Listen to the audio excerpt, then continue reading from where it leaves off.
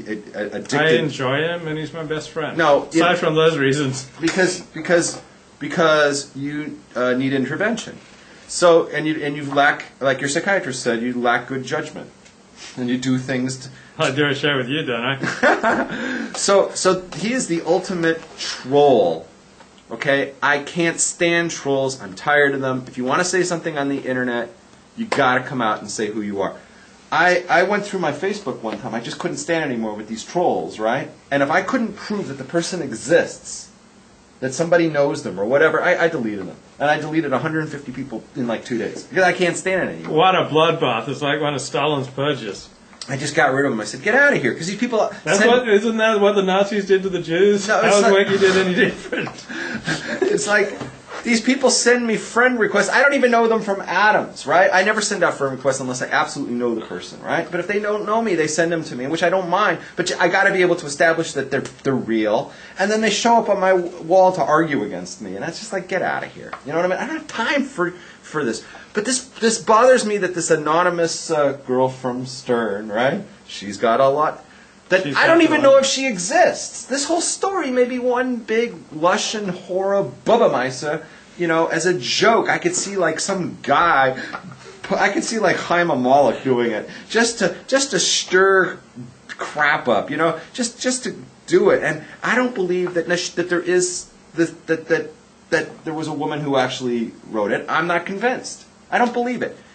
But the biggest crime here of all was the lack of judgment on the part of the editor of that school, of the Yeshiva University newspaper, lady. This was a lack of judgment that this story should have never appeared, whether it was a named story or not.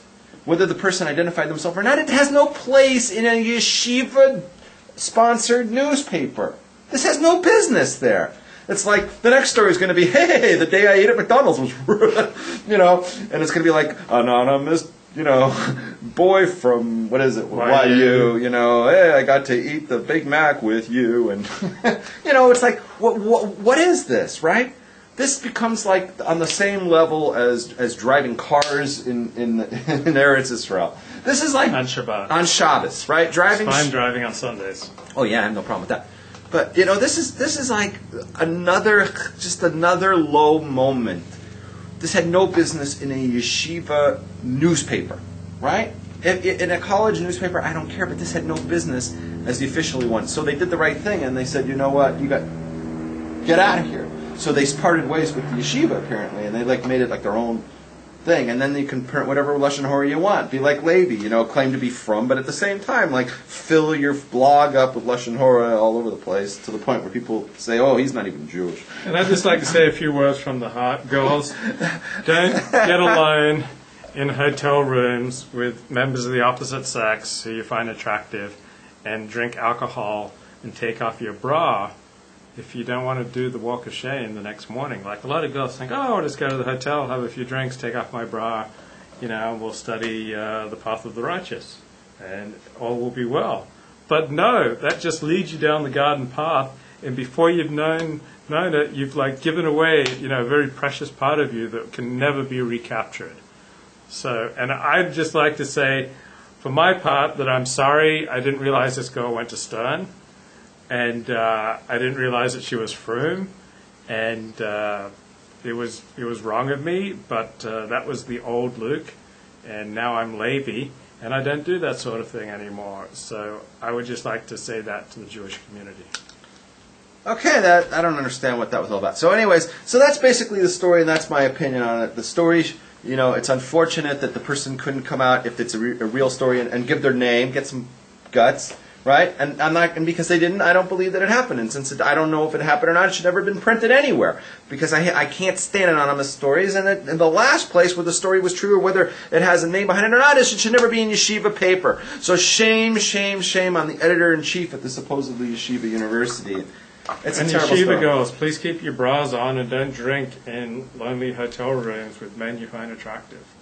Anonymous girl from Stern, you know you've got a lot to learn. All right, so and I'm that's... willing to teach you if you get married to me, and we observe the laws of Moses, and we are enter into a sanctified relationship that's been approved by both state and God and the rabbis.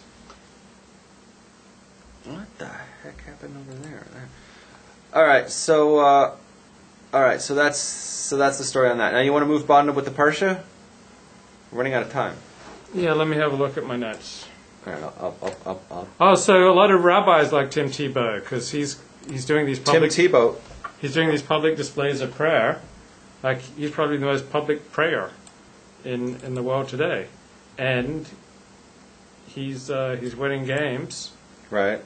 He's amazing comebacks that he's led. I mean, just like I got so excited on Sunday. I'm not a Broncos fan, but I just find. Well, I don't understand. Tebow Can really... you answer me this? Mm-hmm. What's with all the hype of Tim Tebow? I mean, okay, he hasn't won anything, right? Kurt Warner won a Super Bowl. Kurt Warner went to 3 Super Bowls. Kurt Warner did the whole prayer thing. Kurt Warner was a born-again Christian.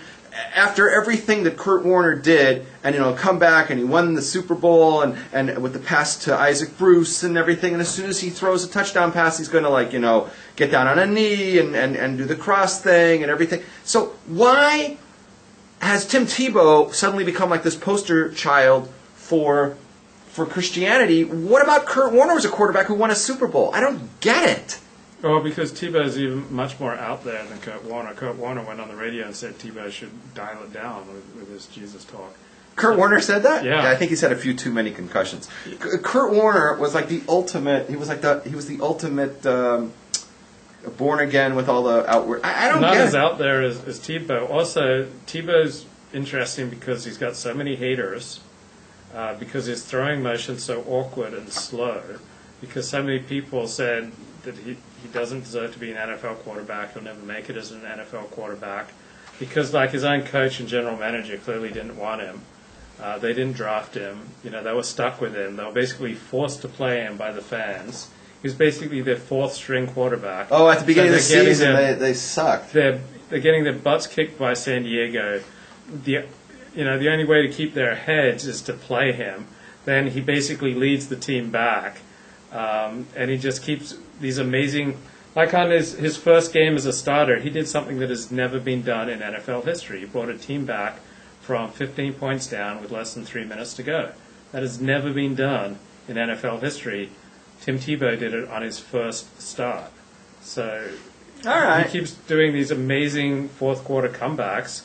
Like his statistics on Sunday were typical. He was like 3 for 18 until 4 minutes to go in the game, and then suddenly in the last few minutes of the game he throws for 180 yards. They were down 10-0 with 3 minutes and 15 seconds to go, and he against a very tough Bears defense, and he brought them back. And I can't explain it. I just shiver. It's like Newt Gingrich. I know Newt Gingrich is bad news for Republicans and probably for the country, but when I hear him talk, I just get the shivers. I just get excited when he talks. Like last week when he said when he looked Palestinians are an invented people, and then he looked in the camera on Saturday night, and he just because he was asked the question, right, and he was like he went with it. Yeah. Yeah. I can't help it. I get excited about Newt Gingrich, and I get excited about Tim Tebow. Okay, you have emotion. Everything with you is emotionally driven. Pretty much. Okay, I just want to share a quote here. Okay, I want to share a quote and say who do you think said this, right? Because that the anti-Christian hatred and the bigotry has come out, and they've blasted Tebow, and he's become the poster child for all the anti-Christian hate. Right? He's replaced Michelle Bachmann and Sarah Palin and perhaps even Jerry Falwell and George Bush as the guy that the anti-Christians love to just hate because they hate and they're such anti-Christian bigots. Yeah. Right? Yeah. I want to read a quote. May I read a quote? Yeah. I'm going to quote somebody right now, and it says, I'm sure that there was never a people who had more reason to acknowledge divine interposition in their affairs than those of the United States. And I should be pained to believe that they have forgotten that agency, which was so often manifested during our revolution, or that they failed to consider the omnipotence omnipotence of that God